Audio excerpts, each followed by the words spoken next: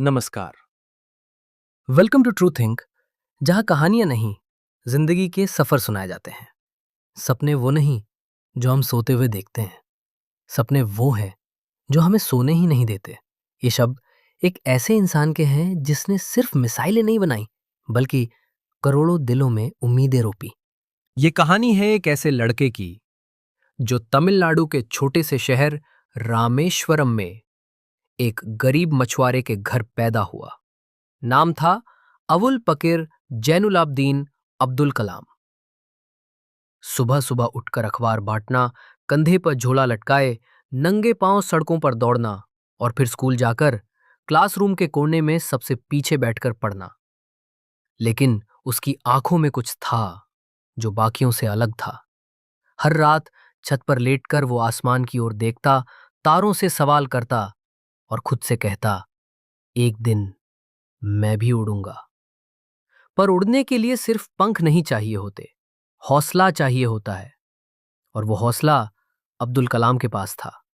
उन्होंने भौतिकी में डिग्री ली, लेकिन उनकी नजरों में था कुछ और ही बड़ा सपना। उन्होंने चुना एरोस्पेस इंजीनियरिंग, जहां गिनती नहीं होती थी डिग्रियों की, बल्कि गिनती होती थी सपनों की ऊंचाई की।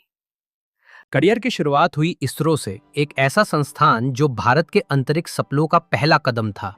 और वहीं उन्होंने भारत के पहले सैटेलाइट लॉन्च व्हीकल SLV को डिजाइन किया। वही वाहन जिसने रोहिणी सैटेलाइट को अंतरिक्ष में पहुंचाया और भारत को उस आकाश में पहली बार अपनी पहचान दिलाई। इसके बाद वो पहुंचे DRDO, जहां शुरू हुई मिसाइलों की क्रांति। अग्नि, पृथ्वी, त्रिशूल, नाग, आकाश, ये नाम सिर्फ हथियार नहीं थे, ये थे उस भारत की आवाज जो अब किसी और पर निर्भर नहीं रहना चाहता था, जो खड़ा होना चाहता था अपने पैरों पर। और तब दुनिया ने उन्हें नाम दिया the missile man of India. लेकिन कलाम साहब की कहानी सिर्फ विज्ञान की नहीं थी, उनके अंदर एक और आग थी, देश की सेवा की।